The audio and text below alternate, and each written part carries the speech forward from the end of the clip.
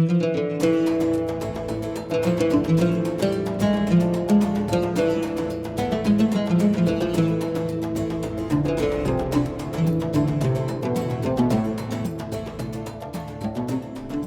আলাইকুম ওরহমতুল্লাহি অবরাকাতু। সুপ্রিয় দর্শক, সময় টেলিভিশনের বিশেষ আয়োজন ইসলামী অর্থনীতি অনুষ্ঠানে সবাইকে স্বাগত জানাচ্ছি।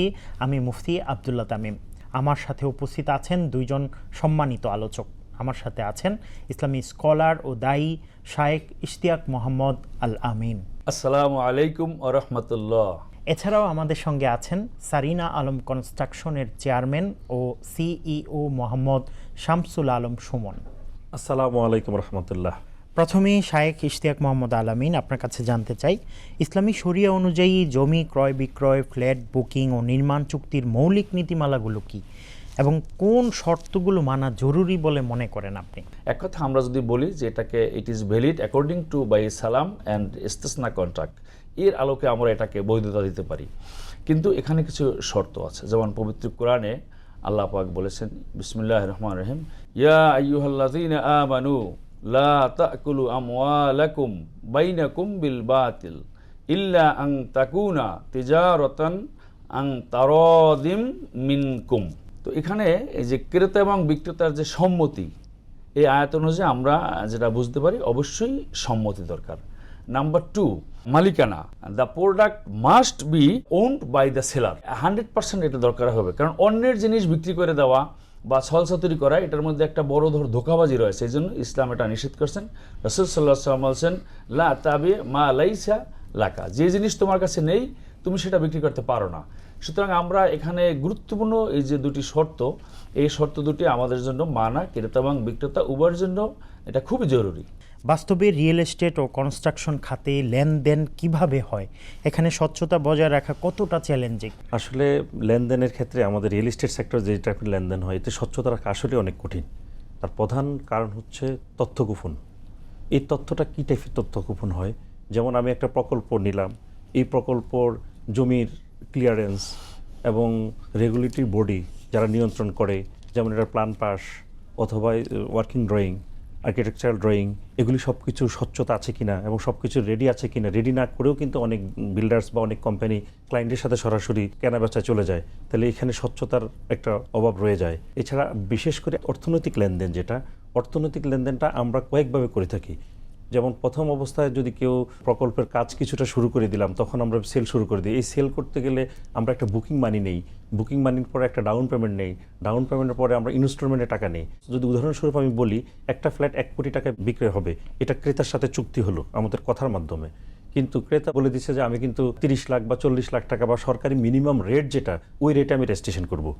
তাইলে আমাকে এখন 30-40 লাখ টাকার বেশি টাকা কিন্তু তাকে কোনো মানি রিসিট প্রদান করা হয়তো সম্ভব হয় না, অথবা ব্যাংকিং চ্যানেলে লেনদেন করা সম্ভব হয় না। আর ক্রেতা কেন এটা করে? ক্রেতা করে সে মনে করে যে যত বেশি টাকা সে দেখাবে, ওই টাকা অনুযায়ী তার রেজিস্ট্রেশন বা নিবন্ধন কস্টটা পড়ে যাবে। যদিও নিবন্ধন কস্ট বিক্রেতা দেওয়ার কথা, কিন্তু আমাদের সামাজিকভাবে এটা চালু নেই। সামাজিকভাবে যে ক্রেতা সেই নিবন্ধন কস্টটা দেয়, এবং নিবন্ধন কস্টটা এত বেশি হাই রেট বাংলাদেশের প্রেক্ষাপট অনুযায়ী, তখন ক্রেতা অনিচ্ছাকৃতই এটাকে সে হাইড করতে চায়। এছাড়াও যদি ক্রেতা দেখা যাচ্ছে যে যেই টাকাটা দিয়ে সে প্রোডাক্টটা কিনছে, ওই টাকা যদি সে দেখাতে যায়, তাহলে তা আবার ট্যাক্স ফাইলে হোয়াইট মানির একটা ব্যাপার আছে। যেমন একজন সরকারি কর্মকর্তা 75 লাখ টাকা বা 80 লাখ টাকা বা 50 লাখ টাকা লোন পায়, সেই সাথে হয়তো 5-10 লাখ টাকা আমাদেরকে পেমেন্ট দেখায় আসে ফ্ল্যাটটা কিনেছে। আসলে কিন্তু বাস্তবে সেটা না, বাস্তবে এর চেয়ে অনেক বেশি বড় লেনদেন হয়। এর মধ্যে একটা মধ্যস্বত্বভোগী থাকে। এই মধ্যস্বত্বভোগীর কারা? যারা ব্রোকার। এই ব্রোকাররা দেখা যাচ্ছে যে একটা বায়ার নিয়ে আসলো, ওই বায়ার কাছ থেকে একটা পার্সেন্টেজ নেবে, আবার ক্লায়েন্ট আবার আমাদের ল্যান্ড ওনার বা আমাদের যারা ফ্ল্যাট আমরা সেল করি ডেভেলপার কোম্পানি থেকে একটা পার্সেন্টেজ নেয়। এই টাকাটারও কোনো মানি রিসিট হয় না। তখন এই টাকাটা আমরা যখন অডিটে দেখাই, এটা আমাদের জন্য প্রবলেম হয়ে যায়। এখানে একটা স্বচ্ছতার অভাব আছে। তো অর্থাৎ এই রিয়েল এস্টেট সেক্টরে লেনদেনের অনেক কিছুতেই অস্পষ্টতা আছে। যদি বাংলাদেশে রেগুলেটিং বডি এটাতে আরও বেশি স্বচ্ছতা থাকে এবং তারা যদি সঠিক মনিটরিং করে এবং নিবন্ধন কষ্ট ক্রেতা আর বিক্রেতা যেই দেখ না কেন, এটা যদি একটা সহনীয় পর্যায়ে নিয়ে আসে, তাইলে হয়তো অর্থনৈতিক লেনদেন অনেক সঠিকভাবে এবং স্বচ্ছতা নিয়ে করা সম্ভব হবে। ইশতিয়াক মোহাম্মদ আলামিন শায়েখ, আপনার কাছে জানতে চাই, অগ্রিম টাকা নেওয়া, কিস্তিতে বিক্রি এবং ভবিষ্যৎ সম্পত্তি অর্থাৎ আন্ডার কনস্ট্রাকশন যেগুলো, এগুলো বিক্রির ক্ষেত্রে শরিয়া কী ধরনের সীমারেখা নির্ধারণ করে দিয়েছে? প্রথম হলো যে স্বচ্ছ এবং লিখিত চুক্তি থাকতে হবে। লিখিত চুক্তি ছাড়া এবং চুক্তিটা ট্রান্সপারেন্ট ছাড়া এটা কোনোভাবেই গ্রহণযোগ্য না, যেটা আল্লাহ তাআলা বলেছেন, ইয়া আইয়ুহাল্লাযীনা আমানু ইযা তাদায়ানতুম বিদাইনিন ইলা আজালিম মুসাম্মা ফাকতুবুহু। আল্লাহ নিজেই বলেছেন যে তোমরা লিখিতভাবে এই চুক্তিটা করো, যখন তোমরা কোনো লেনদেনের দীর্ঘমেয়াদী হোক স্বল্পমেয়াদী হোক করো, এটা লিখিতভাবে করো। নাম্বার 2 হলো যে এখানে স্বচ্ছতা। আল্লাহ একটা কথা এই আয়াতের মধ্যে একটি শব্দ বলেছেন, বিল আদল, অর্থাৎ এখানে স্বচ্ছতা থাকতে হবে। Writing must be clear and done with justice, মানে এর কোনো বিকল্প নেই।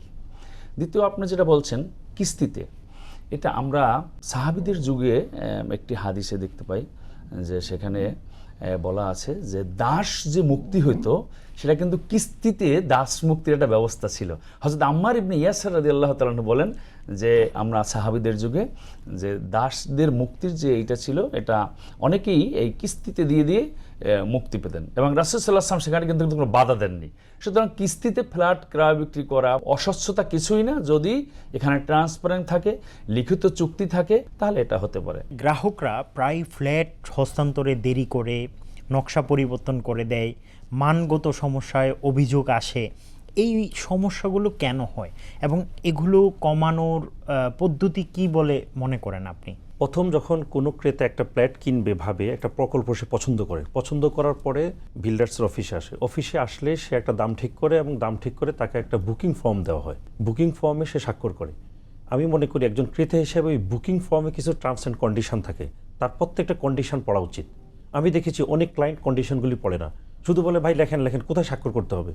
এখন যেমন কন্ডিশনগুলি কী থাকে, ধরেন কোনো কারণে আপনি কিছু টাকা দেওয়ার পরে ফ্ল্যাটটা নিতে পারছেন না, সেই ক্ষেত্রে আপনি আপনার টাকাটা কীভাবে ফেরত পাবেন, এটা কিন্তু কন্ডিশনের মধ্যে লেখা আছে। উনি কিন্তু এটা পড়েন নাই। যখন উনি কোনো কারণে ডিফল্টার হলেন, উনি ফ্ল্যাটটা নিতে পারছেন না, তখন উনি এসে যখন টাকার জন্য আবেদন করে, আমরা তখন তাকে বুকিং ফর্মটা দেখাই যে এখানে 10% টাকা কর্তন করার কথা আছে অথবা 5% টাকা কর্তন করার কথা আছে। উনি তখন বলে যে আমি তো এটা জানি না, আমি তো বুঝি নাই।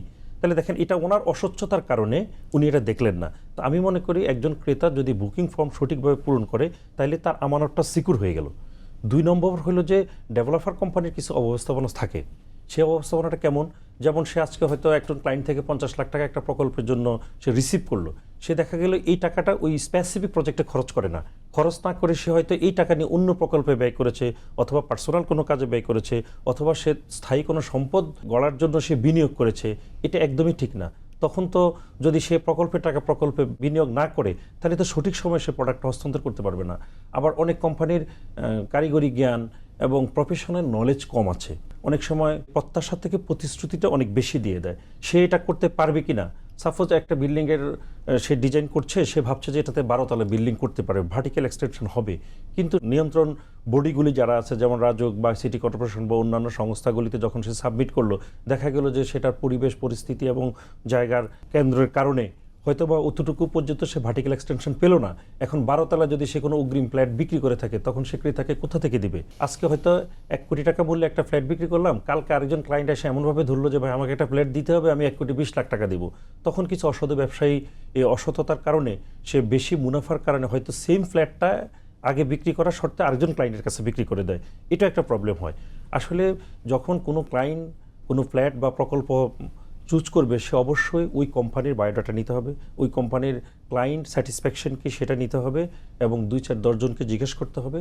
তারপর যদি সে সুন্দর মতো নেয় এবং সুন্দর মতো যদি লেনদেন করে, একজন গ্রাহক সঠিক সময় ফ্ল্যাট পাচ্ছে না, এটা যেমন গ্রাহকেরও কিছু গাফিলতি আছে, তেমনি কোম্পানিগুলিরও গাফিলতি আছে। 2 পক্ষ যদি সচেতন হয় তাইলে সম্ভব।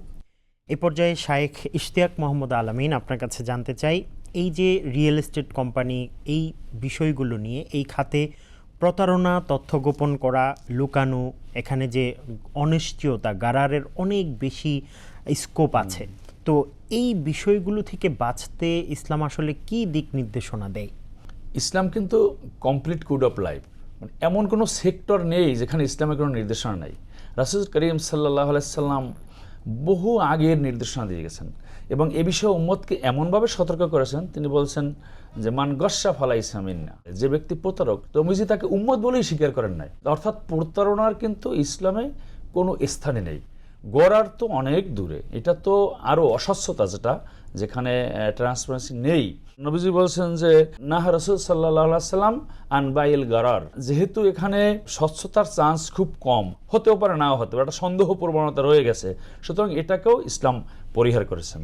আর ত্রুটিযুক্ত যে জিনিসটার কথা বলা হয়েছে সেটা তো ইসলামে পুরো নিষেধ, আয়েবযুক্ত কোনো মাল বিক্রি করা, এবং এটা এই শর্তে বিক্রি হতে পারে কাস্টমারকে ক্লিয়ার কাট বলতে হবে যে আমার এটা এই সমস্যা আছে।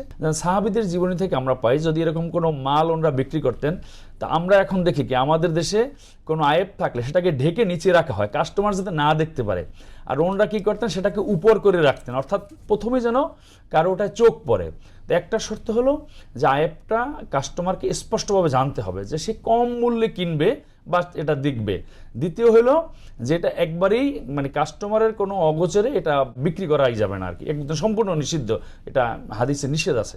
শরিয়া সম্মত ও নৈতিক ব্যবসা নিশ্চিত করতে ডেভেলপার ব্যবসায়ী যারা আছে, কনস্ট্রাকশনের যারা বিজনেস করে, তাদের কি ধরনের পরিবর্তন এবং প্রতিশ্রুতির যে বিষয়গুলো আছে, স্বচ্ছতার যে বিষয়গুলো আছে, সেই বিষয়গুলো কিভাবে নিয়ন্ত্রণ করা যায় বলে আপনি মনে করেন? আসলে এটা সম্পর্কে বলতে হলে প্রথমে চিন্তা করতে হবে যে সুদবিহীন কিভাবে বিনিয়োগ নেওয়া যায়। আসলে রিয়েল এস্টেট ব্যবসা বা জমির ব্যবসা একটা জমিদারি ব্যবসা। এই জমিদারি ব্যবসা করতে গেলে অনেক ক্যাপিটাল লাগে। এখন এই ক্যাপিটালটা কোত্থেকে আসবে? এই ক্যাপিটালটা যদি সুদভিত্তিক অর্থনীতি থেকে আসে, ব্যাংকিং খাত থেকে আসে, তাহলে তো আল্লাহ বারাকত দিবে না, সে ব্যবসা করে যাবে, দিন শেষে আসলে তার বরকত হবে না।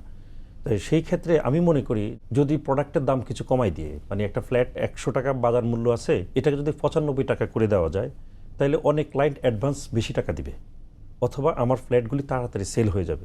এখানে আমি দেখা যাবে যে আপাত দৃষ্টিতে 5 টাকা লস হয়ে যাচ্ছে, কিন্তু এই টাকাটা যদি আমি ব্যাংকিং খাত থেকে নিতাম, তাহলে তো ব্যাংকে আমার হয়তো 10 টাকার বেশি আরও সুদ দিতে হইতো, তাহলে তো এই প্রোডাক্টের দাম 105 টাকা হয়ে গেল। সেই ক্ষেত্রে যে ক্রেতা সেও লাভবান হলো, বিক্রেতা লাভবান হবে। এটা যদি নিয়ন্ত্রণ করা যায়, অথবা ইসলামিক ফাইন্যান্স সিস্টেমে যদি কোনো ফাইন্যান্স নেওয়া যায়, তাহলে হয়তো এই সেক্টরে আরও শরিয়া সম্মতভাবে ব্যবসা করার সুযোগ থাকবে। তৃতীয়ত হচ্ছে আসলে ইসলামী শরিয়া অনুযায়ী ব্যবসা একটা ইবাদত। রাসূল সাল্লাল্লাহু আলাইহি ওয়াসাল্লাম নিজেই ঘোষণা করেছেন, সৎ ব্যবসায়ীরা কিয়ামতের দিন নবী শহীদদের সাথে হাসরে ময়দানে অবস্থান করবেন। তাহলে এই হাসরের ময়দানে নবী শহীদদের সাথে যেতে হলে আপনাকে তো তাকওয়ার মধ্যে যেতে হবে, এবং আপনাকে সৎ ব্যবসায়ী হতে হবে। একটা কোম্পানি ব্র্যান্ড ভ্যালু যদি তৈরি করতে চান, তাহলে তো 2-1 বছর হবে না।